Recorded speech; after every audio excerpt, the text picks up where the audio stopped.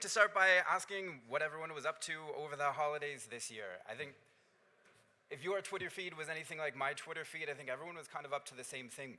It was super interesting, actually. It seemed to happen in and around the Thanksgiving break. A lot of tech execs, senior level experts and engineers were trying out new tooling for the first time and live tweeting some of the spectacular results they found. And it seemed to snowball a little bit. So after the American Thanksgiving break, over the Christmas holidays, there was more and more, to the point where orgs started rolling out things in a very big way. A couple of highlights, just to throw it out there. Senior Google engineer talked about something they spent months and months working on, and an agent was able to do something comparable within an hour worth of work. And it was an hour worth of work that they didn't do. It was the agent executing. Similarly, from Cursor, they did an experiment where they just let something run for a whole week, and it produced an entire browser. All caveats included, it kind of worked, but the fact that it kind of worked and was kind of shaped like a browser is quite a big deal that this tooling was able to roll out. A little bit of a pro tip, don't agree far in advance to do a talk on a topic that changes week to week. I've been following along very closely. We're implementing things at the Monad Foundation, and every week there's something dramatically different, so much so I have dozens of emails to myself of cool things to include in the workshop. You're seeing this week's iteration of it. A couple of highlights to talk you through over and above what was just happening on Twitter. This is impacting the security of Monad itself, Monad the core protocol, and Monad the ecosystem, as well as the EVM at large, in a very big way. These agents are able to tear through large code bases and uncover things that we don't have the time in the day to read through the amount of code being produced right now. And a couple of case studies to call out. Cantina, Philip and myself they're uncovering billion-dollar bugs using agentic tooling. They're uncovering six-figure bugs, but also billion-dollar bugs. One worth pointing out is Monad ran a public competition, Code Arena competition. We had no conditions and a $500,000 pot. So realistically, everyone should have come out of the woodwork. Any security engineer capable of finding bugs should have been showing up, given the incentive structure. And Octane, we didn't know this at the time, we found out months later. Octane is a AR security agent scanning company. They won the competition. They ran their agent for a week. They had a human triage and tidy up the false positives and do the write-ups, but they cleaned house. They were able to parse through more code than anyone else and uncover more edge cases than anyone else. The second place person, same thing. It was still human AI pairing, but the second place winner was also heavily using these tools. And we're talking to the folks at Aki. Wake Arena is just killing the benchmarks. If you think of 2 years ago, the ability to find half of the bugs in a code base before a human looks at it, it's quite compelling and something we're integrating into our workflow. Talking about, rather than just finding bugs, but producing bugs, Ramp is a pretty cool company to point out. They've put together some tooling in and around the agents. From a security standpoint, it's very well sandboxed, so very happy to see that. Not very happy to see that they haven't published. So they publish a lot of blogs saying, hey, we built this super cool thing, but none of you can have it. But it is super cool. Their engineers are using chat-based interfaces, so they're talking through Slack, and they're pairing on the same code base, doing PR by PR, having multiple agents and multiple team members interacting through an agentic collaborative interface. We took a look at it at the Monad Foundation and thought, hey, that's pretty cool. If they published, we would have used it, but because they didn't, we have to redo our own. So I put together the shortest of case studies while preparing these slides. I asked a very simple question, and the agent produced this website within minutes. It learned the DeFi Llama API, and I didn't even know if they're going to have the data that I needed without an API key. It figured it out, put the site together, and made it look fairly tidy as well. Here's the conversation. I asked it to do something, it did it, and then gave me a whole bunch of information. Another cool thing is I also asked it to produce a redacted screenshot, and it didn't have access to do a screenshot. So it literally rewrote. What did it do? It wrote in HTML what the Slack conversation would have looked like and used Puppeteer to produce this so I can drop it into my presentation. And what I'm trying to show there is that they're not just doing little tasks like find a bug or summarize a set of emails or perform a task. They're independently coming up with their own workflows, and the last slide is a perfect case study of that. I didn't tell it what to do or how to do it. I just said the end result that I want is this, and the agent produced a workflow to figure it out. I'll talk a little bit more about workflows. I don't think Zapier is truly dead, and I think for safety purposes, we should probably use it a little bit more. On that note, we're talking about this at the foundation, so we're trying to train the non-technical people that it's not just agents. A lot of people will say, I need agents, I need to plug it into all of my sensitive data because that's what you do. Just to differentiate a little bit, I pulled this from Zscaler, so they have a more verbose version, but if you think of agents as the ones that are given a powerful set of tools, they're figuring out their own workflows and they're using them however they please to perform the task that you put in front of it. A chatbot is what you'd see on the website, so Anthropic or OpenAI. It's conversational. They might have access to tools, but you're not plugging in tons of data. You're giving it context and you're giving it information in a chat window. The one to keep in mind and don't forget is that you can also just hit the API with a single task. A single task, just use the LLM model without the full set of features. It's a lot safer. And anytime you have an opportunity where you can perform the job you need to do and just hit the API, it's probably recommended to do that. So with that showcase, some excitement is warranted. A little fear as well is certainly warranted. I work on the security team at the Monad Foundation. A lot of fear is warranted. We can produce more bugs than ever before. On that note, let's just do a little bit of hand waving and say these tool sets can write code and they produce bugs at the same rate that I would produce bugs or any of the other engineers would produce bugs. We know that's patently false, but give them, do a little hand waving and say that's true. These agents can easily produce 10 times the amount of code that I can produce in a day, meaning 10 times the amount of bugs. And what we're seeing on the back end, some of the benchmarking that I was showing earlier, we're testing different providers and testing different approaches. We're seeing something similar. We can maybe catch about 50% of the bugs that we're producing using the tools. So we're producing way more bugs than ever before, and we're catching, volume-wise, way less than ever before. So much so that I'd go as far as to say that realistically as a group, if we're making use of these tools, we should probably declare bankruptcy on our ability to detect bugs. And I'm not being dramatic. We actually had a meeting at the Monad Foundation, and that was the agenda topic that I put forward. It was a bold declaration of bankruptcy, followed by the what do we do about it? A little more context to show you why this is such an issue with producing more bugs is agents act. We're not working with tools, the LLM example versus the agents example. They're working with tools, but they can act and make decisions. I don't have a link for this because it's me. I was working with an agent, giving it code bases, telling it how I would like it to go through the code base and find all the bugs.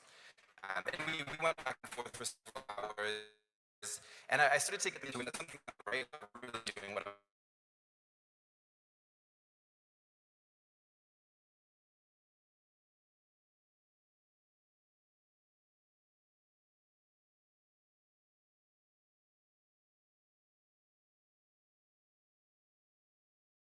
Yassine pointed out is like they're outright lying.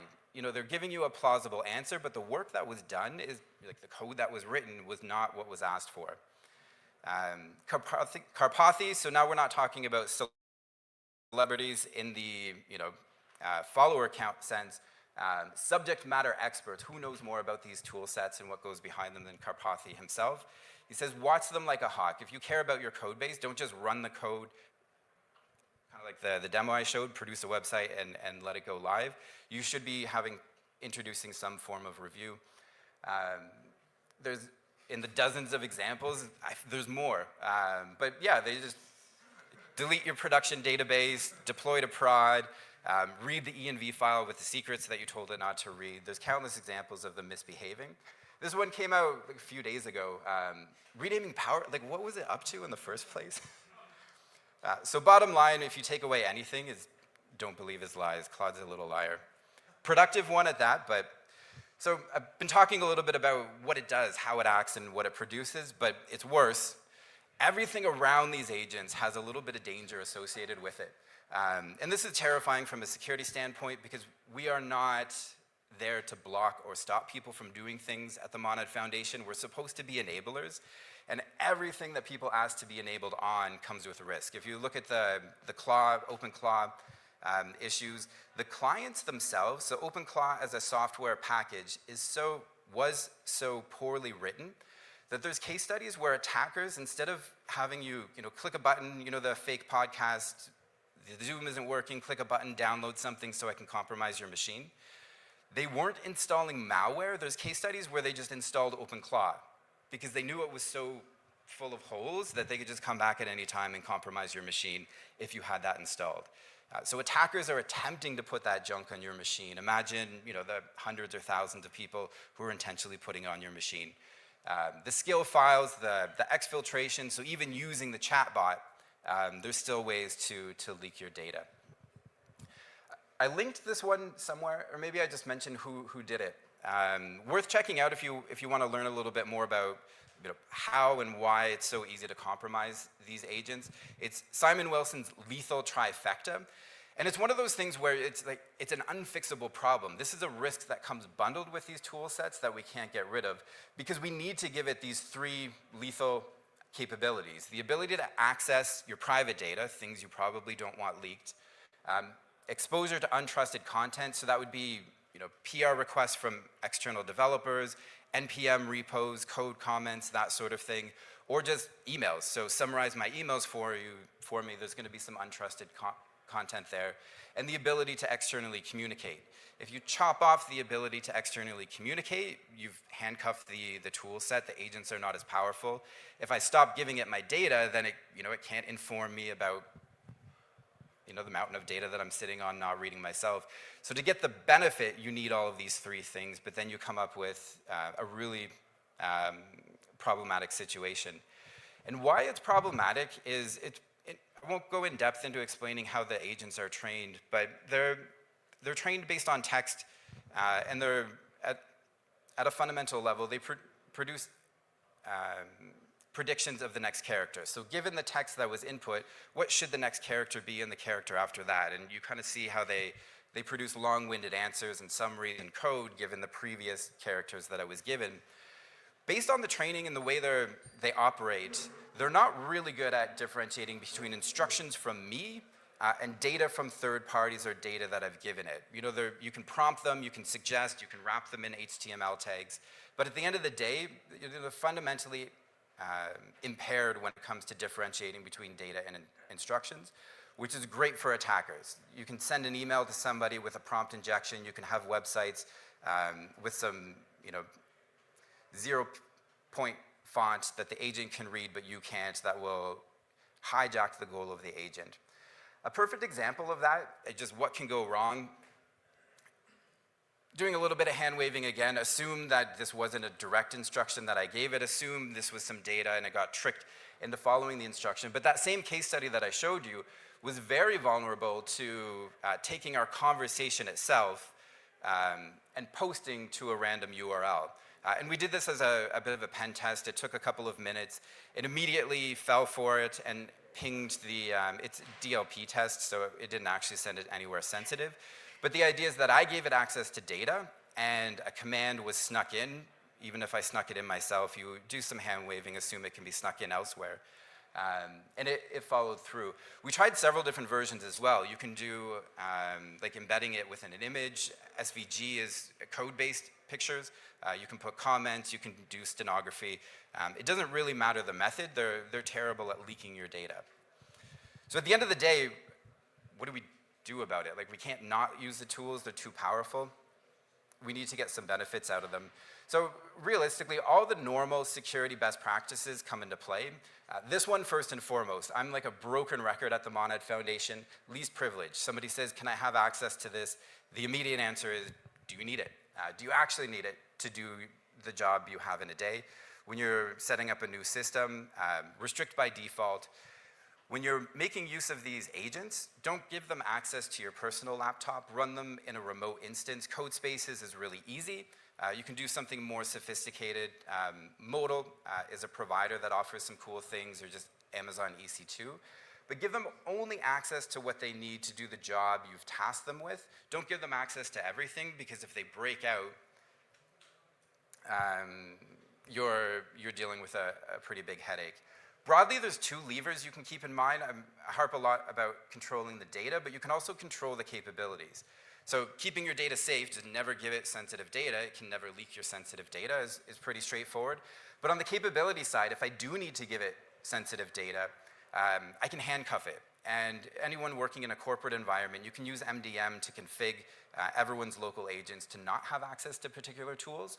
Or you can set up a proxy where the MCP tooling is your MCPs rather than public ones, and you can gate it with middleware, and there's tons of protections and monitoring that you can stick in place there.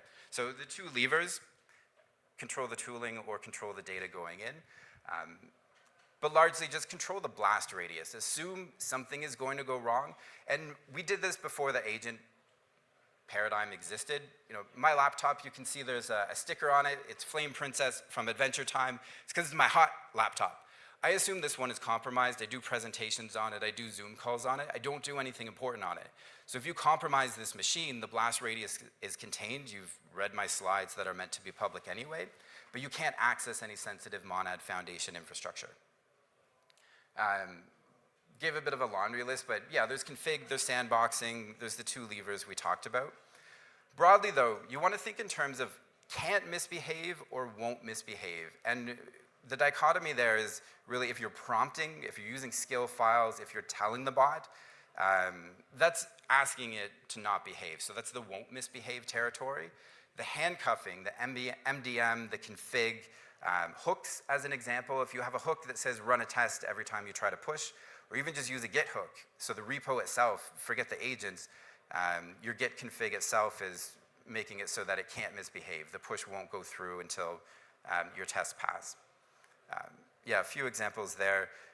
Again, workflows are a really cool way of doing this. You have a workflow that has a whole bunch of services or deterministic steps, and then your agent performs one task in the mix.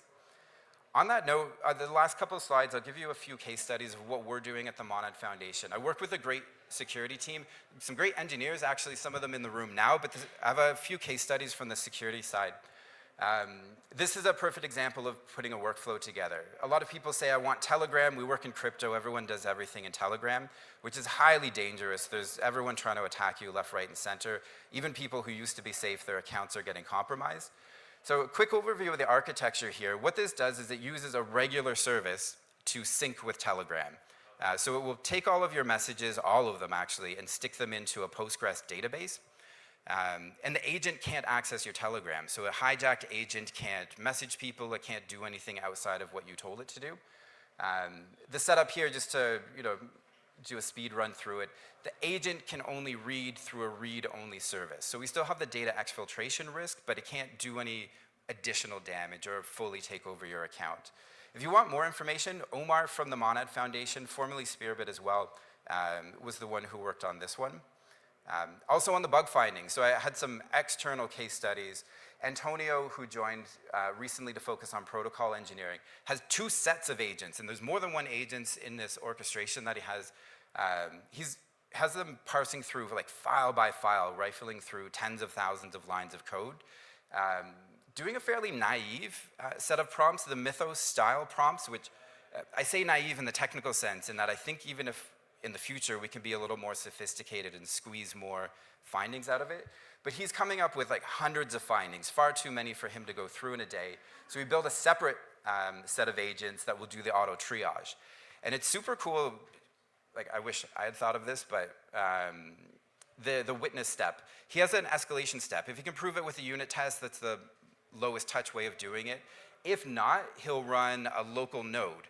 So he's now standing up a Monad network and attempting to validate whether the finding's real or not. And most findings become invalidated at that point. We find a big issue with that in the bug bounty program. It looks like an issue, but the system itself won't allow it to get to that point. And then he has if multiple nodes are needed. He'll set up an entire cluster. And it's not him, it's the agents doing this independently while we sleep, just running in AWS. So if you want to learn more, Antonio would be publishing. Highly recommend following all of these people. And the last one is, I think, the solution to my declaration of bankruptcy. Christoph at the Monad Foundation is finding, he just did an experiment. You ask it to produce code 3 different ways. One's the naive way, saying, like the product manager, here's the feature set I need, just give it to me. There's one where he's itemizing line by line all the things from like a checklist, a security checklist of all the things that could go wrong. And then he had an expert one, and I'll leave it to him to publish, to share more about what's unique and different about the expert. But he found the way in which you prompt and the way in which you ask it to make the code in the first place, immediately, first try, in terms of coming up with this scheme, 43% reduction in bugs produced. So I think, to be honest, we're never going to catch all the bugs, and maybe it never is too bold of a prediction. Today we can't. We know we can't today, but we also know today we can produce less bugs, so that's probably the most fruitful path forward. So again, Christoph would be the one to follow on that one. So I think I'm about up on time. Thank you for attending the presentation. Yeah, we still have 5 minutes, so if anyone have any questions.